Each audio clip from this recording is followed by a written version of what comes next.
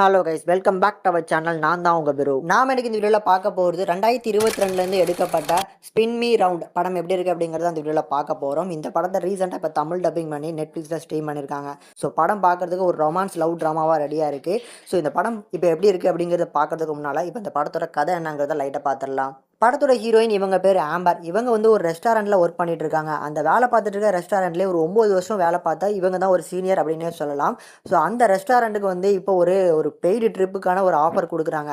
So ஒவ்வொரு ஃப்ரான்ச்சைஸிலும் work பண்ணுற அந்த ரெஸ்டாரண்ட்டில் வேலை பார்க்குறவங்கள யாராவது ஒருத்தரங்களை செலக்ட் பண்ணி அவங்களுக்கு வந்து பார்த்திங்கன்னா யூரோப்புக்கு வந்து கூட்டு போகிற ஒரு ட்ரிப்பு வந்து அரேஞ்ச் பண்ணுறாங்க. ஸோ அந்த ட்ரிப்பில் இந்த ஃப்ரான்ச்சைஸில் வேலை பார்க்குற நம்ம ஹீரோயினை தான் செலக்ட் பண்ணியிருக்காங்க. ஸோ அவங்க மேனேஜர் நீ போய் வந்து இருக்கிறதுலே வந்து நல்ல ஒர்க் பண்ணக்கூடிய பர்சன், அதனால் நான் உனக்கு தான் வந்து அந்த ஆஃபர் லெட்டருக்கு வந்து பார்த்திங்கன்னா நான் அப்ளை பண்ணியிருக்கேன். அதனால் நீ அந்த ட்ரிப்பை போய் நல்லா என்ஜாய் பண்ணி நல்லா ஹாப்பியாக இருந்துட்டு வா அப்படிங்கிற மாதிரி அனுப்பிவிட்றாங்க. ஸோ ட்ரிப்புக்காக பயங்கரமாக எக்ஸைட் ஆகிற நம்ம ஹீரோயின் அவங்க தங்க போகிற ஹோட்டல் இதெல்லாம் சொல்கிறதெல்லாம் ஆன்லைனில் சர்ச் பண்ணி பார்க்கும்போது ரொம்ப ராயலாக இருக்குது. ஸோ ரொம்ப வந்து ஒரு காஸ்ட்லியான ட்ரிப்பு மாதிரி இருக்குது அப்படின்னு சொல்லி அவங்களும் இந்த ட்ரிப்புக்கு என்ஜாய் பண்ணுறதுக்காக கிளம்பி போகிறாங்க. ஆனால் அவங்க சொன்ன ஹோட்டல் இல்லை, கொஞ்சம் வந்து சிம்பிளான ஒரு ஹோட்டலில் தான் இருக்குது. ஸோ இந்த மாதிரி இருந்தாலும் கொஞ்சம் வந்து அங்கே ரொம்ப கண்டிஷனும் போட்டுருந்தாங்க.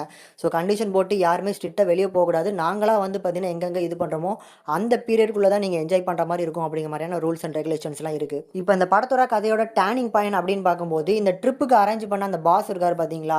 ஸோ இது ஒரு பெய்ட் ட்ரிப் தானே. ஸோ அந்த பெய்ட் ட்ரிப்பை அரேஞ்ச் பண்ணி கொடுத்த அந்த பாஸ் வந்து நம்ம ஹீரோயினை பார்த்து ஒரு டேட்டிங்கான ஆஃபர் கொடுக்குறாங்க. ஸோ அவங்க ஸ்ட்ரைட்டாக அப்ரோச் பண்ணல, அவங்களோட பிஏஓ அவங்க மூலமாக வந்து இவங்களை கூட்டிட்டு ஒரு இடத்துக்கு வந்து டேட்டிங் பண்ணுறாங்க.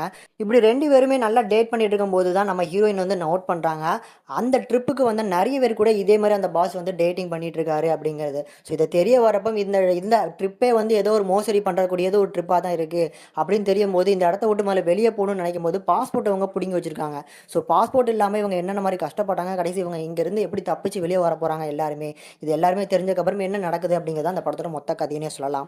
இந்த படம் பார்க்கறதுக்கு ஒரு ஆவரேஜான லவ் ட்ராமாவாக கண்டிப்பாக ரெடியாக இருக்குது. பெரிய லெவலில் ட்விஸ்ட் அண்ட் டான்ஸ்லாம் இந்த படத்தில் எதிர்பார்க்காதீங்க.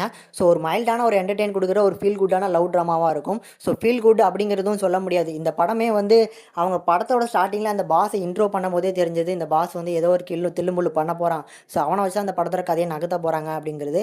ஸோ அதனால் அந்த எக்ஸ்பெக்டேஷன் அப்படிங்கிறதும் ப்ரிடிக்டபிள்னஸும் இந்த படத்தோட ஒரு பெரிய நெகட்டிவாக இருக்குது. பட் எனிவேஸ் ஹீரோயினோட பர்ஃபார்மன்ஸ் எக்ஸ்ட்ரானரியாக இருக்கும். இந்த படத்தோட கேரக்டருக்கு ஏற்ற மாதிரியான ஒரு நீட்டான ஒரு பர்ஃபார்மன்ஸை கொடுத்துருக்காங்க. சொல்லப்போனால் இந்த படத்தை ஹோல்ட் பண்ணியிருக்கிறதே ஹீரோயின் மட்டும்தான். ஸோ அவங்களோட பர்ஃபார்மன்ஸ்க்காகவே இந்த படத்தை ஒரு ட்ரை பண்ணி பார்க்கலாம். இந்த படத்தில் பெரிய அளவில் அடல்ட் கண்டென்ட்லாம் இல்லை, கிசிங் சீக்வன்ஸ் மட்டும் தான் இந்த படத்தில் அதிகமாக இருக்கும். ஸோ அதனால் கண்டிப்பாக ஃபேமிலியோட பார்க்கலாமான்னு கேட்டிங்கன்னா ஃபேமிலியோட பார்க்கலாம், ஆனால் தனியாக உட்காந்து பாருங்கள் அப்படின்னு நான் சஜஸ்ட் பண்ணுறேன். இந்த படத்துக்கு நம்ம சேனல் அந்த ரேட்டிங் 5க்கு 2.5 வரைக்கும் ரேஷியோ கொடுக்கலாங்க.